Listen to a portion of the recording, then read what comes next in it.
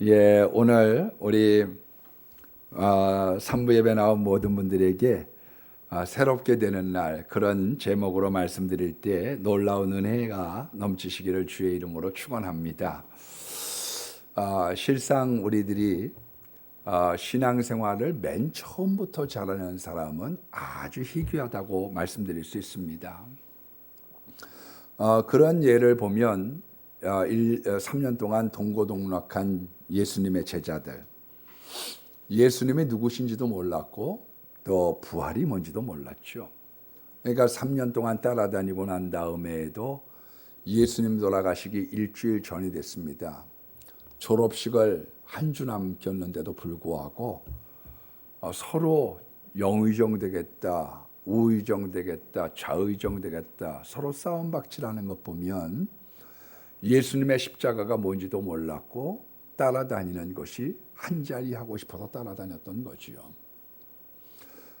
심지어는 부활한 예수님이 제자들에게 3번 나타났음에도 불구하고 우리가 물고기 잡으러 가노라 그러고서 형 나도 갈게 그러면서 7명이서 다 물고기 잡으러 갔던 것 보면 그 사람들 마음에는 닭 쫓던 게 지붕 쳐다보는 거구나 그런 마음이었을 거예요. 예수님은 부활하고 승천하셨는데 우리는 뭐냐 그런 마음들이 마음에 있는 거지요. 그러니까 어떤 면에서 보면 부활이 뭔지 예수님을 따라다니는 것이 뭔지를 정확하게 몰랐으리라 생각이 됩니다. 한 가지 예를 더 드려본다고 하면 오병이어의 사건을 통해서 우리가 그런 모습을 더 명확하게 할 수 있습니다. 여러분 저는 그런 생각을 갖습니다. 2만 명에게 예수님이 설교를 하셨을 때 잘 들렸을까? 아마 잘 안 들렸을 거라고 생각이 들어요. 우리가 100명을 놓고 육성으로 설교하는 것도 잘 안 들리거든요. 쉽지 않죠. 근데 2만 명이 모여서 설교를 듣는데 잘 들렸을까? 예수님이 병자를 고치고 여러 가지 이적을 행했던 이유 중에 하나는 뭐냐면 사람들로 하여금 뭔가 있다고 하는 것을 깨닫게 하시려고 했을 겁니다. 야, 소경이 눈 떴대. 맞아? 보여? 맞디야? 앞에서 그래? 뭐 이랬을 거예요. 보면. 그렇기 때문에 실질적으로 수많은 사람들이 모였을 때 그게 육성보다는 이적으로 증거가 된 것이 훨씬 더 사람들 마음에 와닿았을 겁니다. 예수님께서 요한복음 6장 26절에 그렇게 말씀하십니다. 너희가 나를 찾는 것은 표적이 본 까닭이 아니라 떡을 먹고 배불렀다. 표적이라고 하는 건 뭐냐면 기적만 갖고는 되는 게 아니에요. 기적 속에 예수님이 들어가 있어야 됩니다. 얀네와 얀브레라고 하는 사람이 물을 가지고 피를 만들었어요. 기적을 행했죠. 그건 예수 없다. 그거는 표적이 아니에요. 표적이라고 하는 건 그 안에 예수님이 있고 복음이 있을 때 여기 안에 우리가 이것을 통해서 예수님을 발견했다. 천국을 발견했다. 영생의 말씀을 발견했다. 그것이 표적인 거죠. 그런데 너희들이 날 따라오는 거는 표적 때문에 따라온 게 아니야. 먹고 배불렀기 때문에 따라온 것이지. 그렇게 말씀합니다. 여러분, 떡 자체가 복음은 아니에요. 떡이라고 하는 것, 기적이라고 하는 것이 사람을 모을 수 있는 도구, 사람의 관심을 집중시킬 수는 있지만 그것이 복음 그 자체는 아닌 거지요. 가령 우리가 이제 선교지에 가면 후진국에 간 선교사님들한테 거기 있는 교인들이 자기들도 그렇습니다. 우리도 그렇게 하니까 선교사님 많이 직원들을 그냥 고용하세요. 파출부도 고용하고 또 뭐 요리사도 하고 운전사도 하고 자꾸 이렇게 권면을 합니다. 예. 뭐 맨 처음에 선교사님들이 후진국에 가면 잘 그렇게 안 하려고 들거든요. 그런데 그렇게 많이 권면을 해요. 그런 이유는 크게 3가지가 있으리라고 생각합니다. 첫 번째, 비용이 싸요. 5만 원에서 7만 원 월급을 주면 사람을 고용할 수 있으니까. 두 번째는 운전사를 고용하지 않으면 어떤 현상이 나타나느냐. 이 차값이 후진국에 비싸거든요. 그런데 파킹해놓고 어디 갔다 오고 나면 백미라든 뭐든 다 뜯어가 버리는 거죠. 그러니까 그 사람들을 고용하는 거예요. 세 번째는 뭐냐? 그 사람들을 그렇게 돈으로 고용을 하게 되면 교회가 부흥이 되는 거죠. 어떤 병원을 설립을 했다, 어떤 기관을 설립을 했다, 그러면 그 사람들이 목구멍에 포도청이니까 일단 교회를 나오는 거거든요. 그러면 이게 교회의 선교와 부흥에 도움이 된다는 생각 때문에 고용을 합니다. 그런데 만약 그분들이 실직을 한다, 거기로부터 떠난다, 그러면 안 나오죠. 왜? 내가 여태까지 나온 건 예수님 때문에 나온 게 아니라 이게 내 직업이고 이게 목구멍에 포도청이니까 내가 나온 거지. 내가 떡 때문에 나온 거지. 꼭 예수님이 계시다고 해서 내가 나온 건 아니야. 그 마음들이 있는 거죠. 그러니까 예수님의 떡을 얻어먹었던 사람들이 나중에 영생의 말씀을 전하니까 다 흩어지는 거예요. 그래서 요한복음 6장 67절로 68절에 너희도 가려느냐? 예수님이 묻죠. 그때 시몬 베드로가 여짜워 가로되 주의 영생의 말씀이 계시오면 우리가 누게로 가겠습니까? 여러분, 예수님의 제자들 중에 왜 베드로가 수제자냐? 다른 제자들하고 달리 예수님에 대해서 베드로는 정확하게 알고 있었다는 거예요. 야고보와 요한도 제대로 몰랐어요. 그러니까 좌의정 우의정 되겠다고 얘기했는데 베드로만큼은, 이 반장만큼은 정확하게 알았다는 거죠. 그래서 사람들이 나를 누구라고 얘기하느냐? 세례요한이라고 합니다. 예레미야라고 합니다. 너희들은 나를 누구라고 얘기하는데 그때 베드로가 주는 그리스도시요 살아계신 하나님의 아들입니다. 정답! 넌 분명하게 알았어. 딴 제자들은 정확하게 모르는 거지요. 여러분, 베드로, 딴 사람들 너희들도 가려느냐? 그때 베드로가 얘기합니다. 주님이 영생의 말씀에 계시는데 우리가 어디로 가겠습니까? 내가 따라다니는 건 떡 때문이 아니에요. 예수님께서 영생의 말씀을 전하시는 부활의 증인이시오, 산 증거시오, 우리들에게 천국으로 인도하실 분이라고 하는 걸 제가 믿기 때문에 따르는 겁니다. 베드로는 예수님이 누군지도 알았고 예수님을 따라도 갔고 예수님을 사랑했지만 왜 비겁하게 부인을 했느냐? 그거는 아는 것과 사랑하는 것과 다른 거예요. 네. 가령 우리가 비유를 든다면 이런 겁니다. 두 연인이 산길을 가요. 깡패가 딱 나왔어요. 그래서 깡패가 칼을 두고 달려들으니까 애인을 놓고 자기 혼자 걸음아 날 살려라 하고 도망을 갔습니다. 그런데 나중에 그 자기 여자친구하고 자기하고 만나게 됐어요. 목동에 있는 다방에서 차 한잔 마시는데 그 여자가 야, 이 나쁜 놈아, 네가 그럴 수 있냐? 네가 사랑한다고 그랬어? 야, 이 거짓말. 그렇게 한 게 아니라 이 여자가 이렇게 질문하는 거죠. 다방에서 차 한잔 마시면서 물고기 먹으면서죠. 차 한잔 마시면서 자기 나 사랑해? 면목 없이 고개 푹 숙이고 정말 나 사랑하냐고. 그렇다니까. 기어 돌아가는 목소리 말하지 말고 얘기해봐. 자기 목숨보다 나 더 좋아? 그게 아가페 사랑이죠. 아가페 사랑이 뭐냐? 네 목숨보다, 당신 목숨보다, 자기 목숨보다 나 정말 더 좋은 거야? 그랬더니 얼굴이 근심빛을 피우면서 맞아. 그때 예수님께서 십자가를 말씀하신 거죠. 나를 위하여 그러면 십자가를 져. 그게 아가페 사랑이죠. 여러분, 우리가 교인들을 분류를 하게 될 때 그 교인들에 대한 분류를 기독교적으로 이렇게 말씀드릴 수 있어요. 첫 번째는 예수님을 박해한 사람이죠. 헤롯. 내 왕자를 탐낸다며? 안 돼. 그래서 미워하는 거죠. 사도행전 16장에 보니까 점치는 여인에게 사도 바울이 그 점하는 귀신을 빼냈더니 자기 이익에 손해가 됐어요. 술집을 경영하는데 예수 믿고 술 마시지 마라. 그러면 어느 주점 회사 사장님이 좋아하겠어요? 나한테 손해가 돼. 그래서 예수 믿는 것도 나쁘다. 예수 죽이려고 하는 첫 번째 부류가 있을 수 있습니다. 왜? 예수님이 나에게 손해를 끼쳐. 두 번째는 어떤 부류가 있을 수 있느냐? 예수님에 대해서 무관심한 사람들이죠. 동방 박사가 예수님을 가리켜는 주는 별을 잃어버리고 물어봅니다. 혹시 메시아가 어디서 나는지 혹시 얘기 들어보셨어요? 그랬더니 아니 그때는 신문 방송도 없는데 왜 이렇게 빨리 퍼져요? 금방 소문이 퍼져가지고는 메시아가 태어났대. 하나님의 아들이 왔대. 드디어 오셨대. 야! 징글벨 징글벨 막 신났어요. 근데 그 사람들은 크리스마스가 산타 생일인 줄 알아.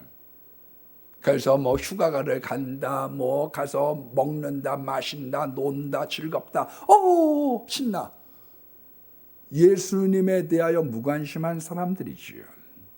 세 번째, 떡 때문에 교회 나오는 사람이 있습니다. 우리가 어려서 왜 교회를 나왔나요? 교회 나오면 예수님이 꼭 계시다고 해서? 아니에요. 성경 퀴즈대회 해가지고 연필 2자루도 받고, 교회 오면 수박화채도 있고, 여학생들도 교회를 다니니까 여학생도 구경도 하고, 그러면서 오는 거예요. 저는 한국 교회가 급속히 성장했던 배경에는 전후에 6.25 사변 이후에 우리가 먹고 살기가 어려웠을 때 이북에서 구호품을 교회가 모은 거죠. 한국에 있는 고아들을 도웁시다. 이런 어려운 한국 사람들을 도웁시다. 그래서 구호품을 마련을 했어요. 그거를 미국 교회가 한국 교회에다가 보내준 거죠. 그래서 옷 없는 사람도 와서 자기들이 입던 옷 주고, 그 다음에 쌀도 나누어 주고, 그런 일들을 한 거죠. 고원 가면 애들이 신발을 안 신었거든요. 양말을 안 신었어요. 그 양말도 주고. 그러니까 꼭 예수님이 계시어서가 그런 게 아니라 교회가 그냥 고마운 거죠. 떡, 고마워. 내가 어려서 저 사람들이 줬던 저 딱딱한 분유, 저거 먹고 내가 컸어. 고마워. 서식지가 된 거죠. 교회란 고마운 것. 오늘날 전도가 가장 어려운 건 왜 그러냐면 서식지가 없어져 가고 있는 거죠. 기독교에 대한 그런 좋은 이미지가 없어져 가고 있는 겁니다. 제가 맨 처음에 교회에 성지교회에 오게 될 때 전도를 했더니요, 그때만 하더라도 그게 벌써 20년 정도가 된 거잖아요. 한 분이 딱 저한테 그런 얘기를 했어요. 한 사람 교회 나오면 한 사람에 2,000원씩 주시면, 그리고 점심 먹여주면 60명을 모아오겠다는 거예요. 그래서 나 그때 12만 원 주면, 매주 12만 원씩 주면 교인들을 모아다가 60명을 채워주는 거죠. 이거 큰 거 아니에요? 근데 그때 제가 거부했어요. 아니 무슨 교회를 갖다 뭐 데리고 오는데 무슨 돈을 써가지고 그건 예배가 아니다. 이래갖고. 그러나 지금은 달라요. 지금 만약 그렇게 한다고 그러면 30만 원 줬는데 사람들을 60명 데리고 온다. 그럼 저 할 것 같아. 왜 그러냐? 그 중에 복음을 듣다가 변화되는 사람이 한 사람이라고도 있다고 하면 온 천하보다 더 귀한 영혼, 온 천하보다 더 귀한 영혼을 구할 수 있는 떡이라고 하는 매개체를 통하여 온다는 것이죠. 그러나 지금은 택도 없는 얘기죠. 그러나 그때 그런 이야기와 제안이 있었던 기억이 납니다. 이 사람들 예수님 때문에 나온 거 아니에요. 돈 2,000원 그리고 밥 주면 나오겠다. 네 번째죠. 예수님을 발견한 사람.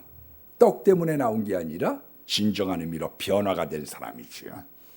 제 개인적인 사견으로는요, 교회가 세상의 빛과 소금이 돼야지 떡이나 문화 이런 것으로 접근을 해가지고는 아마 세상을 못 이기리라 생각이 됩니다. 그걸로는 세상을 따라갈 수 없을 것이다. 왜? 마귀는 흉내의 명수거든요. 요즘은 정말로 세상의 인식들이 많이 바뀌고 교회에 대한 이미지가 참 안 좋습니다. 제가 교육전도사 시절을 하던 그야말로 한 35년 전쯤에는 어떤 현상이 있었느냐 하면 애들 보러 야 전도회 와 그러면 애들이 뭐라고 대답했냐 하면 전도사님 다 교회 댕겨요. 90%가 교회 댕겨요. 교회 나오라 그러면 다 교회 댕겨요. 다른 교회 댕기는 애들 빼앗고 올까요? 그건 아니지. 전도할 사람 없어요. 그렇게 얘기를 했어요. 근데 학교 때부터 이렇게 분위기가 나빠지게 된 계기는 이런 것입니다. 첫 번째는 창조론과 기독론에 진화론에 대해서 토론을 붙여요. 그러면 한쪽은 무조건 믿으라는 거고 다른 한 가지는 과학적으로 증명을 하는 건데 기독교를 과학으로 증명할 수가 있나요? 토론에서 질 수밖에 없죠. 더더군다나 학교라고 하는 데는 공부 잘하는 것이 10가지 흉이 가려지는 그런 사회다 보니까 반기독교적인 학생들, 그냥 1등하는 애를 세우고 여기를 중간쯤 있는 애들을 세우니까 말싸움에서 논리적으로 당해내지를 못하는 거예요. 그러니까 자꾸 밀리기 시작하는 거죠. 똑똑한 애들은 교회 안 댕기는 애들, 어정하고 보통인 애들은 교회 댕기는 애들.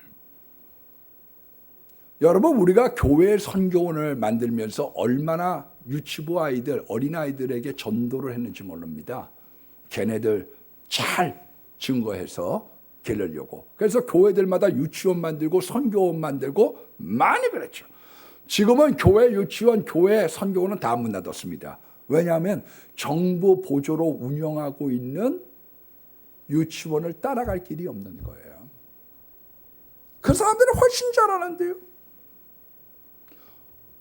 우리가 성지교회 성지 홈스쿨을 갖다 시작을 할 때 동기는 이랬습니다. 어려운 아이들을 우리가 잘 섬기자. 그래서 박무영 목사님이 목사님 이거 한번 하세요. 이거 하시면 좋아요. 그래서 박 목사님이 그때 이제 집사님이죠. 박 집사님이 원하시면 한번 해보죠. 그래서 시도를 했어요. 계획이 기아 대책에서 70만 원, 우리가 20만 원. 그래서 90만 원을 가지고 간사 월급을 준다. 그 다음에 시설장은 무료 봉사한다. 그래서 류백남 권사님이 무료 봉사하셨던 거죠. 네. 그리고 점심은 어떻게 해결하느냐. 문장노님이 그건 내가 담당하겠다. 그러셔서 모건대학교에서 이제 점심 먹고 난 다음에 음식이 엄청 남거든요. 네.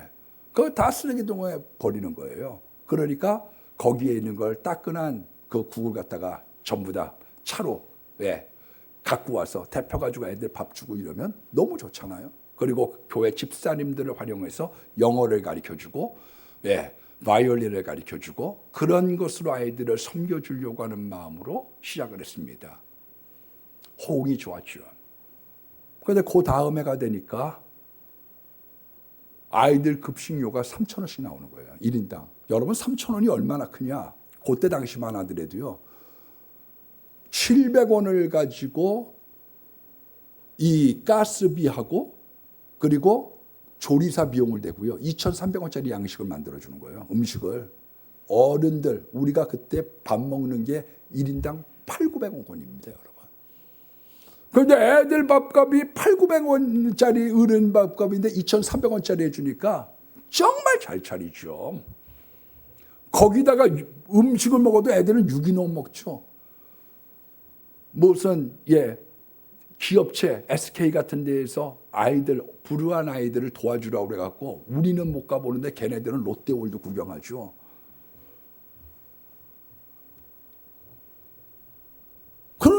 그러고 난 다음에 그 다음부터는 200만 원 보죠. 정부 400만 원 보죠. 500만 원, 600만 원 막 보조가 늘어나니까요.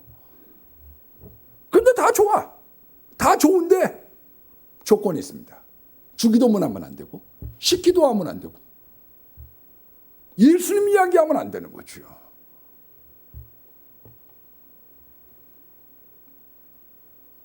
우리가 어떻게 따라가겠어요? 그래서 지금 교회에서 운영하는 유치원들도요. 실질적으로 예수님 얘기 못합니다.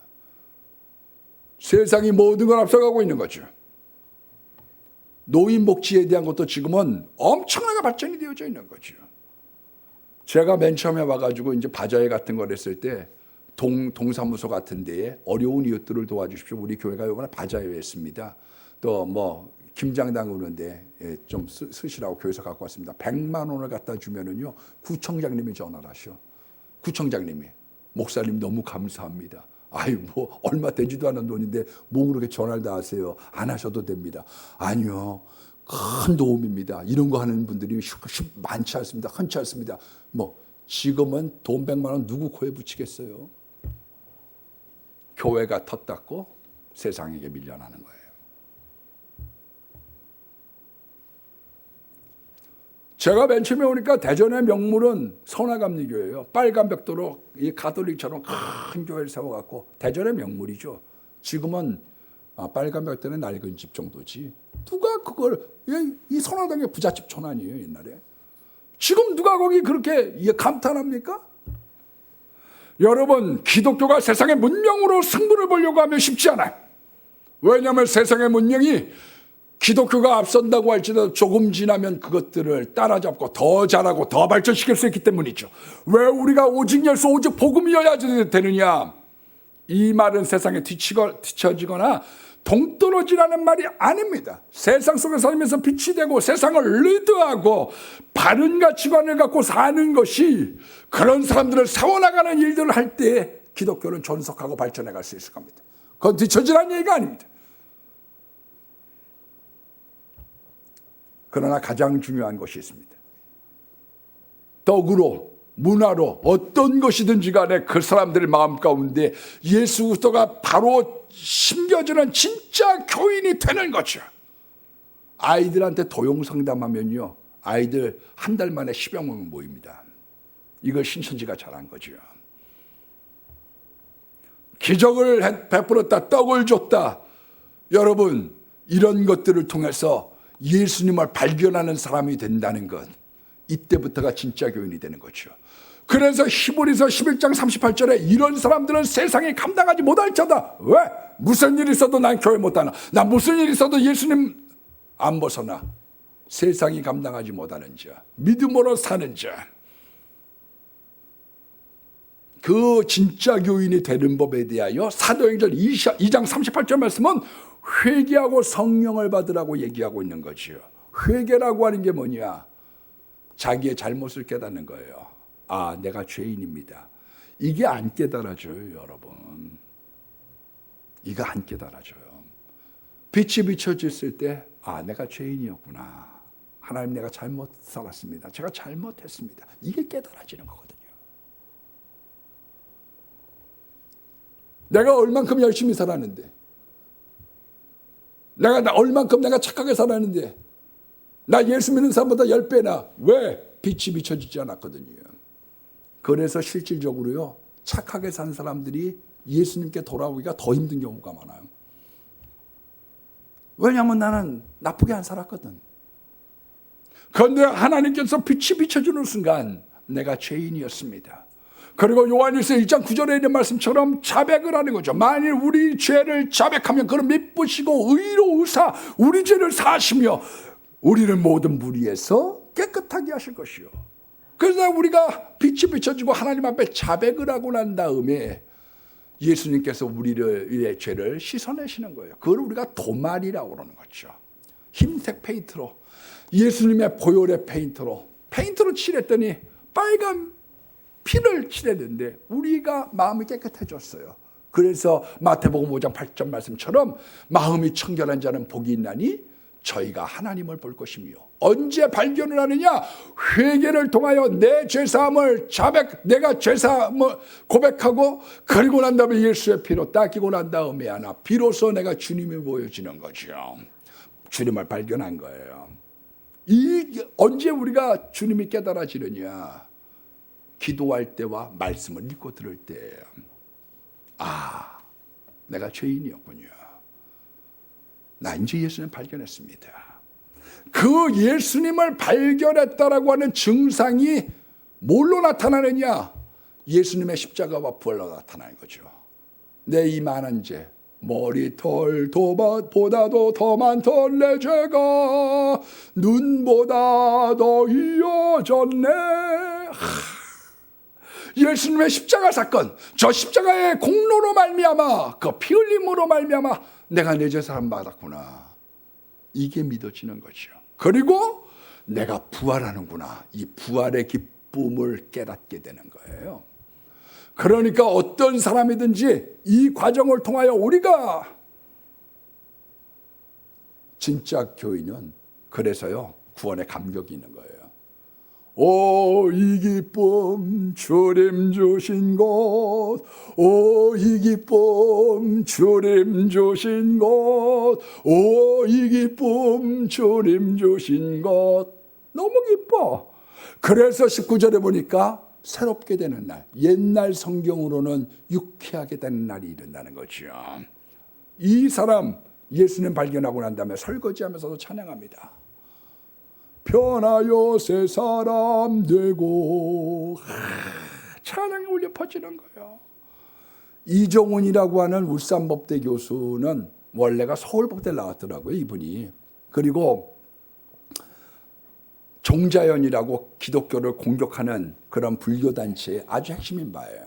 그래서 어떻게 하면 기독교를 공격할까 때문에 그것 때문에 CTS를 본 거죠. 그런데 그 CTS를 보다가 예수님을 발견했어요.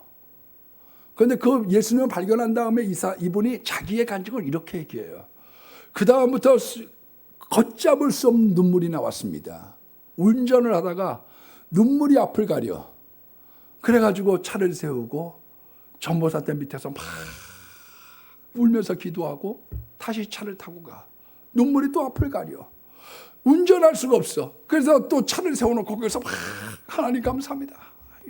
그리고서 울고 한참 울고 가다가 계속 그런 같은 일들을 몇 번씩 하고 난 다음에 하나 내가 도착지에 도달했습니다. 그거죠. 구원. 내가 영원한 천국을 간단 말이야. 내가 부활하고 영원히 산단 말이야. 이 감격. 그리고 그 구원 다음에 기도가 있는 거예요. 기도한다고 다 구원받는가? 기도한다고 구원받는 게 아닙니다. 믿음으로 신앙을 고백해서 주는 그리스도시요 살아계신 하나님의 아들입니다. 내가 주님을 내 마음속에 영접합니다. 그것으로 말미암아 나는 구원받고, 그리고 이 땅에 있는 구원의 문제를 기도로 해결해 가는 거죠. 그러니까 말씀이 우선, 기도가 다음인 거예요. 기도로 말씀을 바꿀 수는 없어요. 하나님 나 이제부터 주일 성수 안 할게요. 안 돼. 왜냐하면 말씀에 너는 성수주의라고 하라고 말씀을 명시해놨기 때문에 이 세상에 어떤 법으로도 움직일 수 없는 하나님의 진리의 법이 우리를 주장하고 있는 거예요. 그거는 우리의 기도로, 우리의 어떤 것으로도 변경할 수 없는 겁니다. 그리고 하나님이 우리의 필요를 채우셨어요. 네가 하나님의 자녀야. 이제 내 자녀야. 그래서 우리의 상황을 구원시켜주는 거예요. 너의 질병의 문제, 너의 어려운 문제, 내 모든 짐을 다 맡기어라. 다 맡겨. 하나님, 내가 기도하면서 하나님 이런 생활의 구원의 문제가 있습니다. 내 자녀의 문제, 내 인생의 문제, 내 직업의 문제. 하나님 나 이거 어떻게 해야 됩니까? 내가 자식이 속을 새깁니다. 여러분 이 땅에 있는 것을 위해서 기도하는 것이지요. 물론 그것이 하늘의 상급도 되지만 근본적으로 이 땅에 있는 구원의 문제, 그래서 영원한 천국에 대한 것, 이 땅에 있어서의 필요에 대한 것들을 기도하도록 하나님께서 우리를 인도하고 계시는 거지요. 그러기 때문에 예수 믿는 게 너무 신나게 시작하는 거예요. 그 증상에 대해서 사도행전 2장 41절에 사도의 가르침을 받아 성경 공부하는 거예요. 너무 좋아. 내가 천국을 가? 내가 기도했더니 그래 남편이 부도 맞았던 게 이렇게 해결받았어. 이런 일이 어떻게 생겨? 그래서 우리도 기도하고 하나님 믿기 시작하니까 아버지가 사업 어려워졌다가 한국일보에 초등학교 동창이 있는 거예요. 토끼띠 졸업한 그 사람이 장기영 사장의 사촌 동생이었는데 그분이 자꾸 밀어주는 거죠. 그러니까 우리가 생각하지 못했던, 우리에게 밥 먹었던 사람들, 우리에게 떡 먹었던 사람들이 많이 있었죠. 1년에 쌀을 80kg짜리를 28가마리를 먹었으니까. 그러나 그 사람들이 아니에요. 하나님께 기도하니까 하나님이 내 길을 인도하시고 벗어나게 해주시기 시작한 거지요. 너 이 큰 기쁨. 그래서 성경을 공부해. 서로 교제해. 떡을 떼면서 오로지 기도하기에 힘쓰는 것. 예수밖에 모르는 거야. 어우, 저 사람 예수밖에 몰라. 당신 왜 이렇게 전화하면 없냐? 얼굴 좀 보고 살자. 응? 의 끊을래? 오늘도 교회 가냐? 교회 한번 빠지면 안 되냐? 왜 그런 현상이 나타나느냐? 오로지 기도하기에 힘써. 나 예수님이 너무 좋은 거예요. 이런 첫사랑의 믿음을 가졌던 사람들이 모였던 곳이 초대교회였죠. 그래서 사도행전 2장 43절로 47절의 말씀에 보니까 어떻게 이 사람들이 첫사랑을 가진 사람들이 신앙생활을 하느냐. 사람마다 두려워하는데 기사와 표적이 많이 일어나고, 야, 안진뱅이가 일어났대. 야, 심장병이 났대. 이런 일이 말씀 안 되죠, 그렇죠? 참, 근데 병이 낫는 거하고 예수 믿는 거하고 다르더라고. 예. 어떤 사람 막 눈이 안 보여가지고, 예. 우리 성권사님이 전도를 하셨는데, 눈이 안 보여. 근데 이분이 낫어요. 예. 막 심야기도 와가지고 막 펑펑 울면서 기도하는데 이단으로 가셨어. 아이, 나 왜 그래? 진짜 왜 그래야? 그래서 제가 비결을, 너무 행복해요. 목사님. 남편의 사랑을 찾았어요. 눈도 찾았어요. 저번에 막 그래. 그래서 내가 앞으로 계속 남편의 사랑을 받는 비결을 가르쳐 드릴까요? 그랬더니 솔깃해갖고 어떻게 하면 돼요? 그래서 숟갈을 젓갈질할 때 더듬더듬 이러고서 계속 안 보이는 척하면 그다음부터 꼼짝 못할 겁니다. 그랬더니 너무 좋아하더라고. 예? 우리 교회 옆에 집은 심장에 뻥꾸가 났어요. 애가요. 예수도 안 믿던 사람이 새벽기도 나오더라고. 그러면 수상한 거지. 예? 근데 나오면 안 나오더라고. 그래서 병 나는다고 예수 믿는 게 아니에요, 여러분. 그런데 그런 여러 가지의 사례들이 있죠.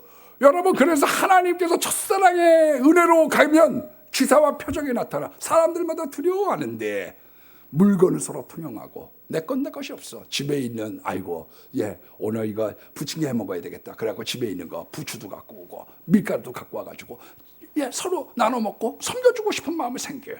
날마다 성전에 모이기를 힘쓰고, 모이는 건 힘써야 됩니다. 날마다 모이기를 힘쓰는데 부흥하는 교회는 특징이 뭐냐면 교인들이 직장 다니는 줄 알 만큼 교회 오는 거예요. 그러니까 수희 아저씨가, 아파트 수희 아저씨가 직장 다니는 줄 알아. 예, 집에서 쉬고 있는데도. 그래서 그거 아니어도 새벽기도 나와야죠. 화요일날 화요 전도해야죠. 수요일날은 수요 예배 드려야지. 목요일날은 성경 공부했지. 금요일날은 팝콘, 부침개, 요구르트. 요번에 마스크 전도하려고 했죠. 토요일, 예, 그러고 와서 주일 준비한다고 그러고 주일날 나와서 예배 드려. 그러니까 예수 믿는 사람들, 첫사랑에 빠진 사람의 특징이 뭐냐 하면은 한 주간이 금방 가. 벌써 한 주간이 갔네. 모이기에 힘써요. 힘든데 재밌어요. 교회 일을 모이고 힘들어. 근데 재밌어요. 기쁨과 순전한 마음으로 음식을 먹습니다. 그러니까 바자회하죠. 여전도회가 돈가스 해 먹죠. 와서 뭐 냉면 말아 먹자고 그러죠. 그런 일들이 많아.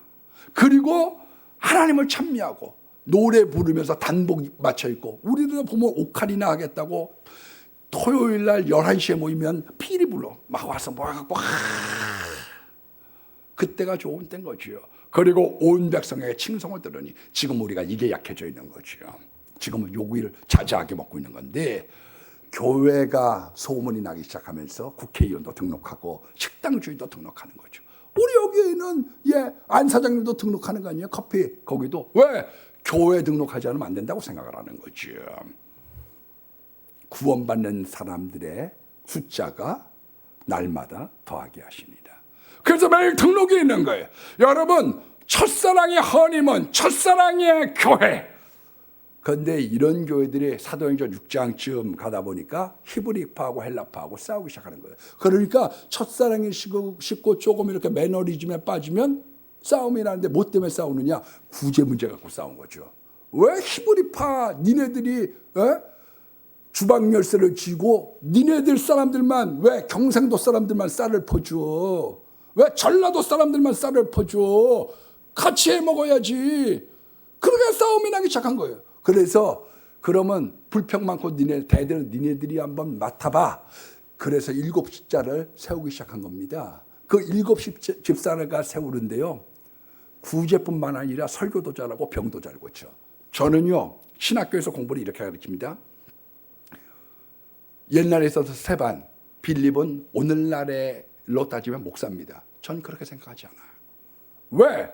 성경은 분명하게 사도들에게 기도와 말씀으로 전무하게 하셨고, 그리고 구제의 일을 맡기려고 안수집사를 세웠는데, 그 안수집사들이 구제의 일뿐만 잘한 게 아니라 스데반같이 명설교를 했어요. 성경 통틀어 제일 설교 잘하는 사람은 스데반이에요.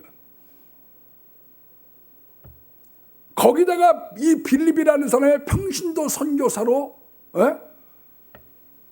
사마리아 지방에 갔는데 얼마나 병자를 잘 고치는지 놀라운 능력이 나타나니까 점장이 시몬도 따라가는 거예요. 그래서 베드로와 야고보라고 하는, 베드로하고 요한이라고 하는 2명을 모시고 연합부흥회라는 거죠. 거기에서 놀라운 성령의 기름 부으심이 나타나기 시작했던 거죠. 평신도의 시대가 열리는 거예요. 거기다가 사도 바울이라고 하는 사람이 불신자가 변화가 되어져서 하나님의 능력이 나타나기 시작했던 거죠. 그리고 자기도 헬라말 할 줄 알고 자기도 히브리어만 할 줄 알았는데 요번에 토착화가 된 거죠. 디모데, 아버지가 헬라인이고 어머니가 유대인이요. 그러니까 아버지는 일본 사람, 엄마는 한국 사람. 그와 같은 배경 속에서 복음의 전도가 나타나기 시작한 거예요. 하나님은요, 스데반 사건은 박해를 받게 되니까 뭐라고 나왔느냐, 사도들을 제외하고는 유대와 사마리아로 다 흩어졌다. 다 흩어진 거예요. 하나님은 그 박해를 통하여 선용하셨어요. 다툼을 통하여 선용하셨어요. 하나님은 여러 가지 것들을 통해서 선용하셨어요. 우리도 코로나 때문에 어려운 일들이 있습니다. 그러나 더 중요한 것이 있습니다. 하나님이 여기에 우리들에게 던져주고 있는 메시지가 무엇인지를 발견하는 것이지요. 여러분, 진짜 교인이 된다는 것은 3가지를 의미합니다. 19절 말씀해 보니까 회개하여 죄 없이 함을 받으라. 그러면 새 사람이 된다. 유쾌해지기 시작하는 거죠. 유쾌해져. 왜 이렇게 유쾌한지 몰라. 2번째, 25절로 26절의 말씀해 보니까 진짜 교인이 됐다는 건 하나님의 그 종, 예수님을 말하는 거죠. 그 종을 세워서 복을 주신다. 그러니까 예수님을 믿고 하늘에 신령한 영생의 복, 이 땅에서의 아브라함의 복을 받는 것이요. 신수성자, 정말 신앙의 명품의 가정이 되도록 하나님이 우리를 역사하고 계신다. 그걸 얘기하고 있는 겁니다. 3번째 26절에 보니까 악함을 제해버려라. 계속 회개하는 거예요. 내 마음 가운데 악함이 생겨. 그걸 갖다가 밀어내는 거죠. 하나님, 내가 어떻게 하면 주님의 뜻을 갖다가 구현해 갈까요? 우리들이 얼마든지 악한 마음 가질 수 있어요. 그런데 그것을 회개하면서 하나님 앞에 나아가는 겁니다.